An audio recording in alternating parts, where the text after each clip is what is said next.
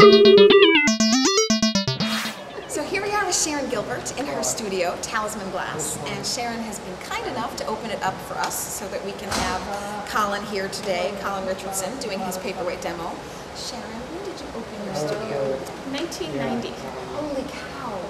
Wow. So you've been at this quite a while. I have. And what got you interested in glass to start with? I was in college and art school, and I just took it as a fluke, just as an elective, and fell in love and never put it down. Yes, Yep. and you can't go back. Couldn't go back. And do you have often visiting artists coming to do We don't. demonstrations? This was a special event for us. Great. A special event for Porsche Paperweights. That's lovely. Well, thank you for letting us in your studio. Thank you. I'm peeling the exterior because when the pucks were manufactured, they were cast into steel sleeves to get the shape. And so they have a little bit of residue on the exterior from the steel sleeve, and that will show up as imperfections on the surface of the encasement, which we don't want. So I have to peel the exterior.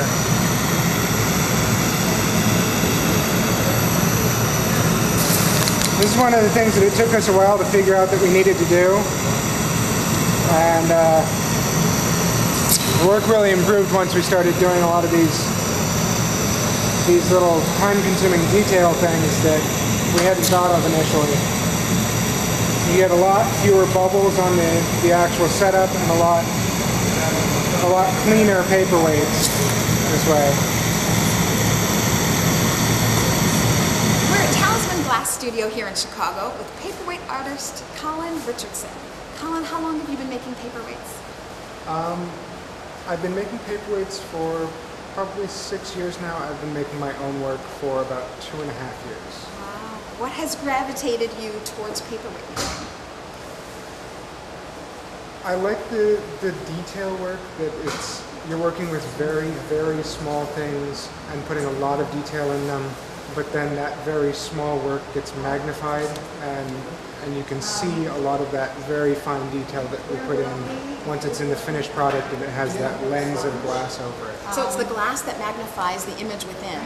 Yeah, it's sort of an interesting way of working where you're working very small to make something a little bit larger.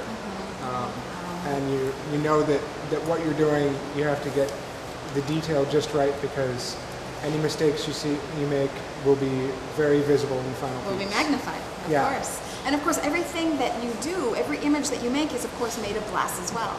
Yep. Wow, that's incredible. This seems like a very hard skill to master. It takes a lot of hours of practice and a lot of just dealing with frustration when you'll make something and it cracks because you didn't get the heat right, or you make something and the color's just not right, or the texture isn't right, or you just chose the wrong materials and you have to start over, and you just have to sort of take a deep breath and let it go and start from scratch and learn from your mistakes and pay attention to the medium. And all that work down the drain, because of course you can't recycle anything. If you've been making a paperweight in glass and you have several different colors and it doesn't work, the colors just meld together and you have to throw it out and start again. It's both a forgiving medium and a very unforgiving medium in different ways. There are a lot of things that the glass will let you get away with, but if you make a mistake and lose a piece, that piece is gone, and there's no way to recover. So frustrating. So you must have the patience of an angel. I think that I've developed a lot more patience over the last couple of years. And of course, when you work with glass, it's all liquid because you've melted it so that you can sculpt it, make these images inside that then get encased in glass. Yep. You're working with a liquid. How long does it take to get, how many years does it take to get good at working in glass?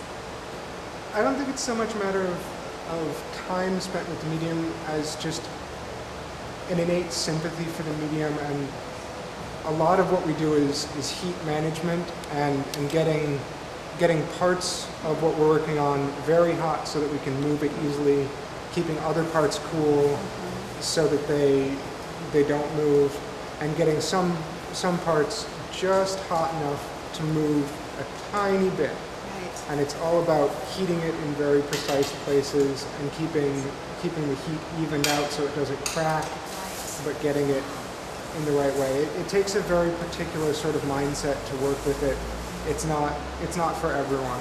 So many elements to consider. That's just amazing. Is this your first time working with Portrait Paperweights? Your first demonstration for them? This is my first demo. Actually, my first time anywhere as an artist at the regional meetings. Congratulations! Because you're here for the regional paperweight meeting, the Yep. Midwestern paperweight meeting, and your first demonstration with Portrait Paperweights in Chicago. Yep, Nancy's been very good to me, and this was a great opportunity for me. That's wonderful. I'm glad it worked out. Thanks for talking with us. Yep, thank you.